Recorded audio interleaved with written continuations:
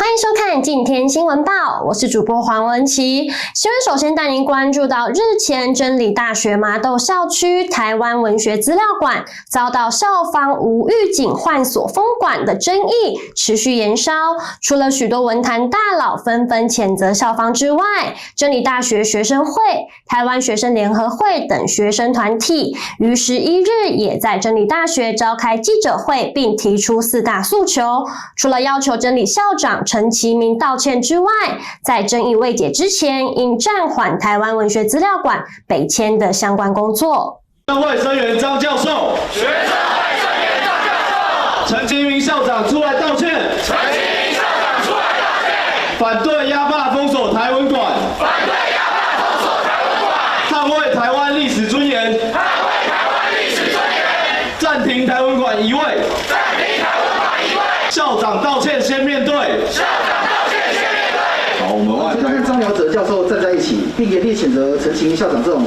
为我们系争取利益却蛮横对待张教授的行为，请陈其明校长公开道歉。第二点，我们也是1月8号才知道陈其明校长用这种方式要求台文资料馆搬迁至淡水，而且在知道陈校长进行换锁的情境之后，我们隔日即询问了身兼台文资料展示中心主任的钱红军老师是否这件事，而我们得到的回复却是，我们的钱红军老师也是我们系主任钱红军，他也是看报纸才知道这件事情，所以我不禁质疑陈校长是否假为争取台文师生利益之名而行强拆台文资料馆之实。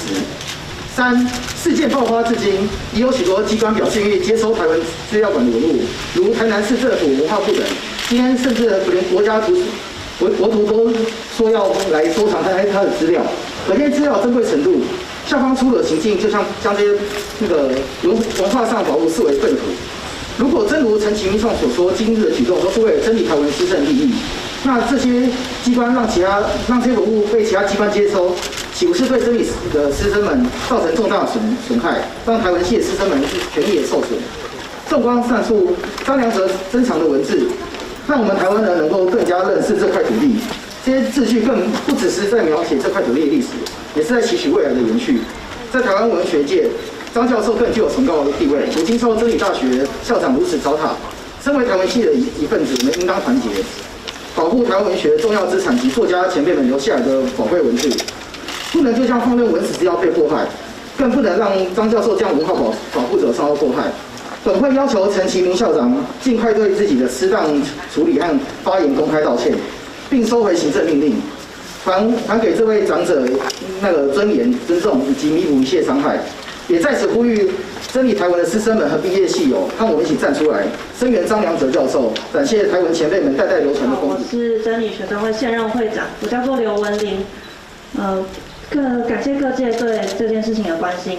得知此事件之后，我了解到张教授的奉献竟是如此的被对待，让我很震惊。但是为了了解事情的全貌，隔日我也立刻私讯了陈其明校长与台南校区行政处处长黄崇安老师，但是非常遗憾，2位都没有回复我。然后我认为真理的校园应该要是相互尊重且可以理性沟通的，学生会这边也很愿意协助双方和平的沟通，也请校方尊重所有师生的发言。我再次强调，要求校方将台湾文学资料馆北迁之事，正式在校务会议中充分讨论。本次强攻台文馆事件，对于真理校方未经合理程序竟自强行换锁封馆，我们深深觉得遗憾。高等教育是对社会共同体重塑、使之进步的场所，本应稳健治理、理性进步。然而粗暴对待受敬重的学术工作者的真理大学，并未有高校责任的自觉。此次事件唤醒大众对于台湾文学的关切，我们希望大众借此也对过去100余年来本土作家的血泪历史开始尝试深入的了解，同时也能唤醒真理大学校方对于迁校和财产处分等相关议题都应该与学生和教授充分的沟通，也警惕高教转型退场过程中正在盘点资产、思考员额裁减等类似事件的各大专院校，能以此为戒。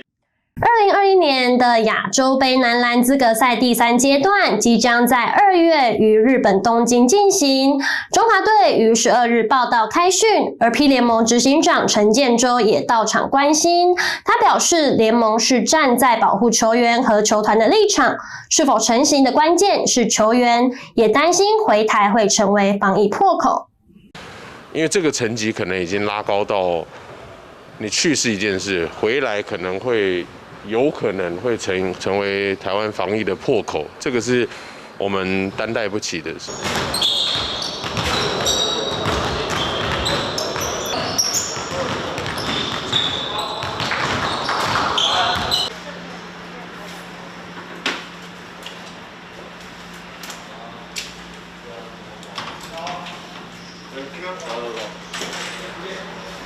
对，今天我觉得就是一个诚意，就是想要配合报道这样子，因为篮协在面对现在这个状况确实很为难。那我们也知道，这个时候当然是需要是大家一起想办法解决嘛。可是，在配合征召也好或报道这件事情，就是我们是第一点是这样。那第二点，我的角色还是真的也要保护球员，还要保护球团。那因为现在日本的疫情真的是每天都在变化，那非常的险峻。COVID-19 这个是全世界的议题，那当然比赛也是非常重要的。可是在这个资格赛呢，是不是有更多的弹性或做法？就也希望吧，就是体育署也好，或篮协也好，或是因为这个成绩可能已经拉高到。你去是一件事，回来有可能会成为台湾防疫的破口，这个是我们担待不起的事。我觉得这个是，不是一个联盟的事，也不是像篮协或体育署，而是这个变成上升到是整个台湾人民的问题。那其实不管是朋友或是家人，其实他们都希望我说，因为当然都会觉得第一优先是很开心选到嘛，那再来是觉得很担心，就希望我不要去。那其实我自己也有跟家人慎重考虑说，或是有讨论说，他们也是希望我不要去，因为确实我觉得不管怎么样，主要就是安危的问题，就是对，因为是真的非常非常危险，因为这种东西不能随便开玩笑，也是要非常谨慎，对啊。那现在是不去的可能性会比较大。会，应该是这样。对。目前家人的态度就是，当然是偏向不同意啊，对，因为这毕竟这是会有后遗症的东西，然后不是说就是治疗好了就没有问题，这严重可能会有生命危险，这大家都很清楚。就是当然自己也是偏向可以去的话，当然是很想去啊，因为毕竟这是第一次嘛，然后可以就是披上真正中华队的球衣这样，对吧？所以还是回去还是要再评估了。那再来一个是我们也保留了这个假设比赛还是要进行，但是整个疫情的这个情况还是非常严重，那我们也保留了不去的一个决定，但是这个决定很有可能就会影响到我们的将来的会籍。不过总的来说，还是以安全为第一考量。在做出决定之前，去还是不去，那我们教练组还是以既有的训练跟练习赛的安排，继续的向前走。零负评女神林依晨日前出席汽车代言活动，而鲜少露面的她透露老公在美国工作，两人是分隔两地。因为疫情的关系，加上准备怀孕，让林依晨的工作量减少。在去年11月，她还到朋友店里打工，领着时薪160元，洗碗端盘子。一起听听她怎么说。然后快被客人认出来的时候，赶快冲进内场厨房。好，刚刚挥手一下 ，Hello， 谢谢，不好意思，今天的媒体场地比较狭长一点。最近有跟小宗就是有上他的厨艺节目嘛，那就是很多粉丝看到之后就说啊，湘琴就是是不是可能还有一些合作的可能，或是你的戏剧作品，其实大家都蛮期待的。因为我一投入戏剧就会全身心投入，就会，对我觉得我现阶段先专心期待小宝宝好了。小宝宝计划还好吗？就像大家看的，整个肚子还是很平。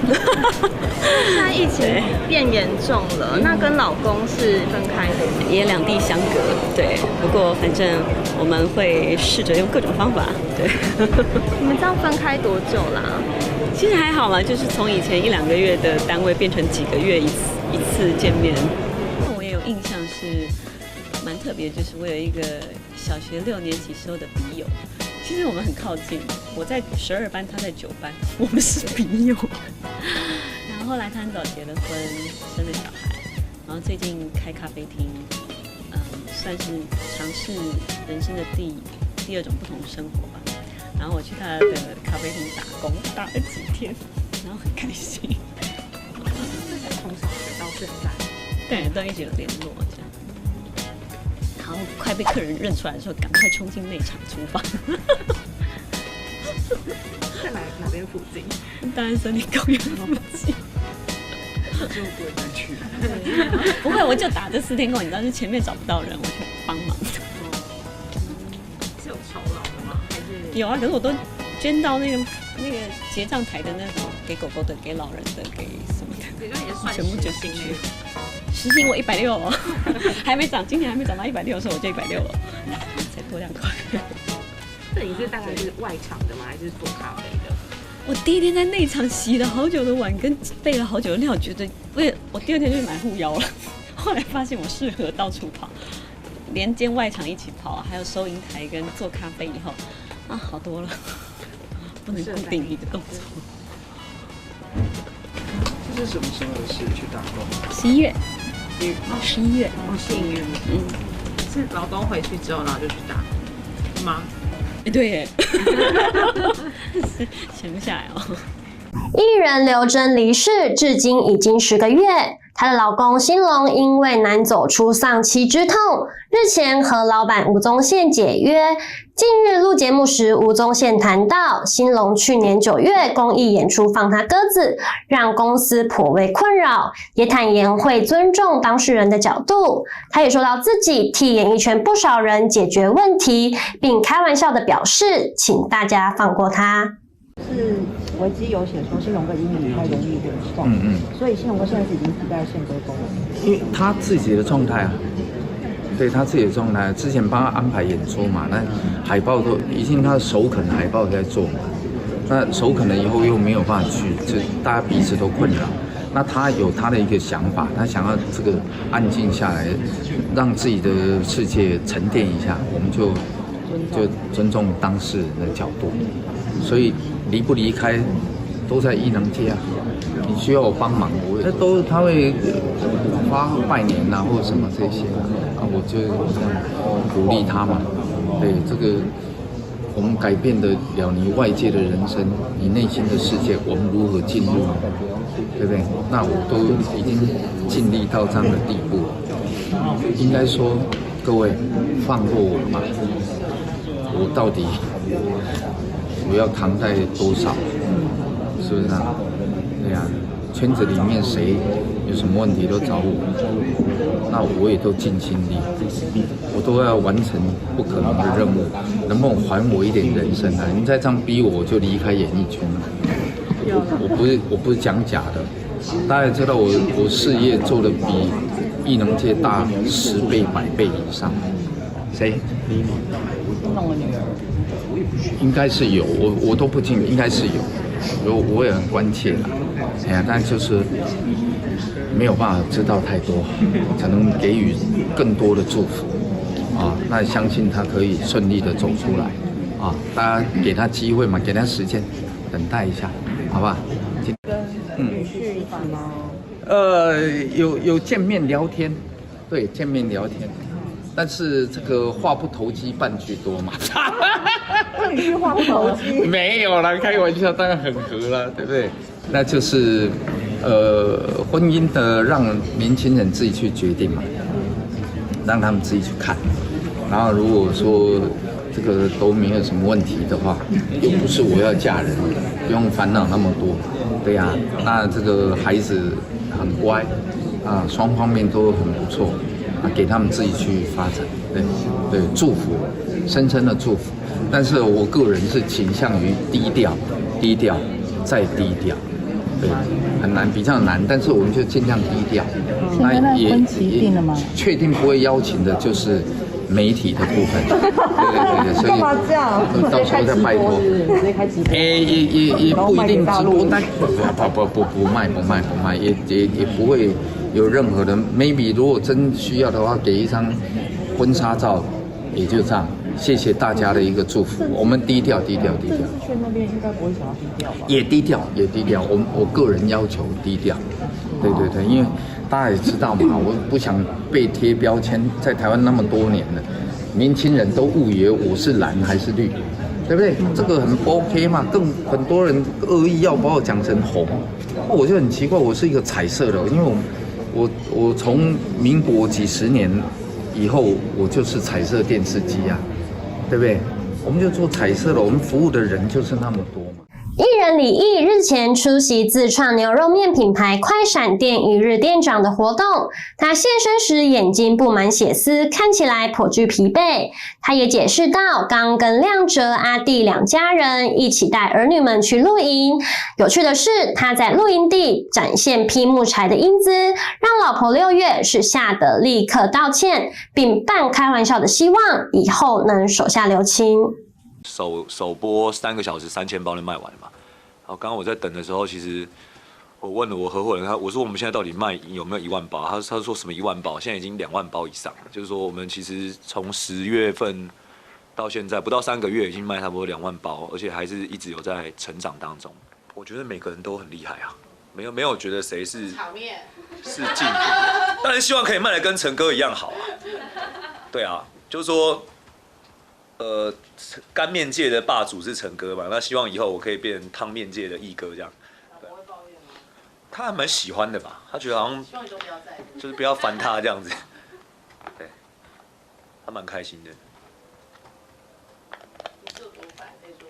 啊？他很多觉得我会念啊，但他觉得很讨厌碎碎念的人这样。但我就是有时候会谁凉一下，很难啊。但很有意思啊！可是你要怎么练习？就是自己一直买鸡来讲。不，我现在我在补习班，就是老师剁完之后，对不对？我先剁我自己那一只，可是其他有很多同学啊，有12个同学嘛，啊有一些女生就不想剁啊，我就会说我帮你剁，所以就是我就帮他们剁他们的鸡，然后等于我自己可以多练习一次。像我很多同学他们就不想要剁那个鸡，我就说那都给我，我帮你们剁，然后老师也会叫我上去示范这样。对啊，还蛮好玩的。其实你学会了之后，就会觉得，对，蛮厉害的。之后代言刀具会更有心得。对，因为真的是你要顺着它的那个有一些关节去拆，然后去弄，然后怎么摆。其实摆盘很重要，就是看怎么把它摆成一整只鸡这样很重要。对啊，我有照片，等一下可以给你们看，酷。然后对，上礼拜去跨年的时候去露营的时候，我在那边劈柴，用斧头劈柴。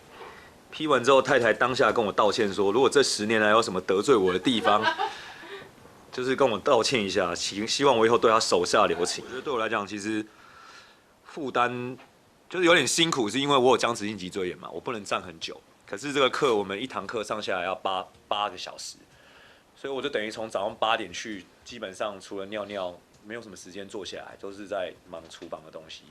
因疫情延期近1年时间，光良终于在9日重启出道25年的第2场台北小巨蛋演唱会。光良特别邀请 Ella 助阵，担任唯一的嘉宾，而 Ella 也在演唱会上表示光良量很大，直接邀歌，还以老公姐夫为例，大赞了大马男人的好用，让光良是差点招架不住。而在演唱会结束后，光良在庆功宴受访时透露，从3个月前就开始忌口，不吃淀粉、甜食，更语出惊人的表示，因为疫情关系，都是在家 DIY 健身而已。你要给大家看一下。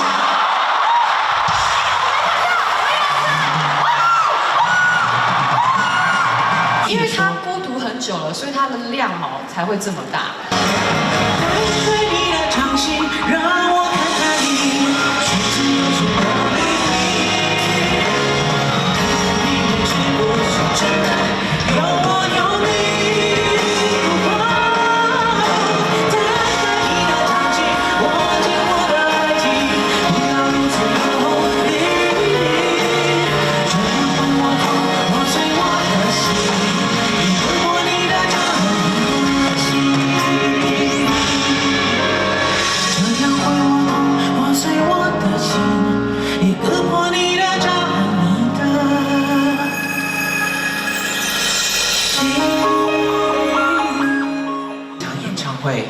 真的办得好不容易啊！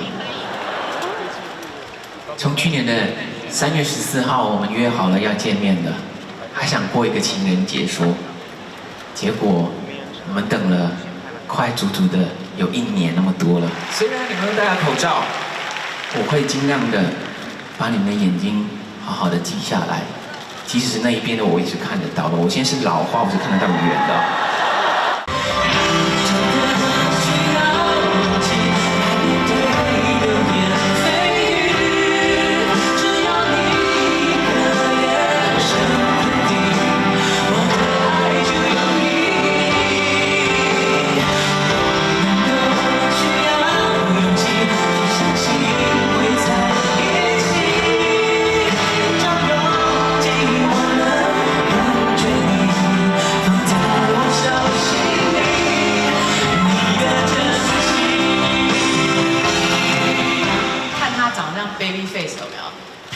50岁了，你们知道吗？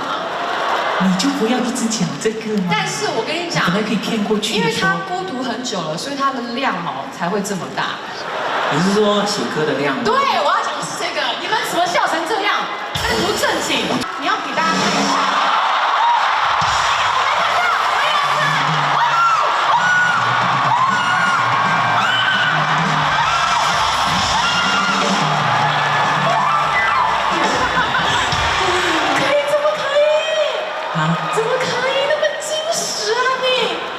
视线一致，左手边请先看一下下对吗 ？Cheers！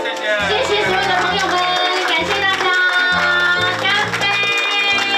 唱到最后一首歌《童话》的时候，我确实有一点点感触，因为我心里面想说，我们下一次在这个场馆见面，真的不知道什么时候了。我那时候有一点点差一点哭出来，其实我有忍住。好像掀起来，然后大家都吓到。是哦。会怕以后就是大家要求一遍。会怕，因为其实要很长的毅力。对，那个其实我在3个月前我就没有吃淀粉跟糖，然后还有奶制品也不吃，那个要配合饮食啦，对。今天不想要放纵一下？想啊，超想的，我就是等今天。今天庆功宴有小菜肉酱，因为怕有的观众没看清楚。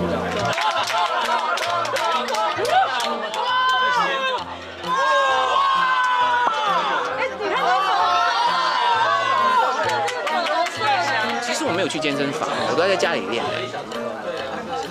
你不相信，我已经好几年没去健身房嘞。我在家里，我买了一些什么哑铃啊、躺椅啊，然后还有一个可以做那个叫什么拉单杠，是放在门那边的。我用那个练腹肌的。基本上我们今年是等于没有收入的。我们有一些活动啦，可是我们没有收入哈。对。损失吗？没收入等于损失，没收入等于损失，原因是因为我要养公司啊，对不对？然后我还有马来西亚那一边的同事，跟北京有一个同事，对，都是新音乐要付薪水的。可是我这个人呢，常常未雨绸缪的。我在很好的时候，我没有乱规划我的那个财务，所以我觉得可能就是这1-2年来守住的，来让大家安心的继续有工作，然后继续可以做自己开心的事。那至于会不会有没有年终多少，那就要看圣灵那时候想什么啦。如果真的公司没有办法给年终，那我说歌手可以给啊，对不对？公司没办法给，歌手给。对啊，我可以用我的身份去给员工啊。以上是今天的今天新闻报，我是主播黄文琪，感谢你的收看，我们明天再会。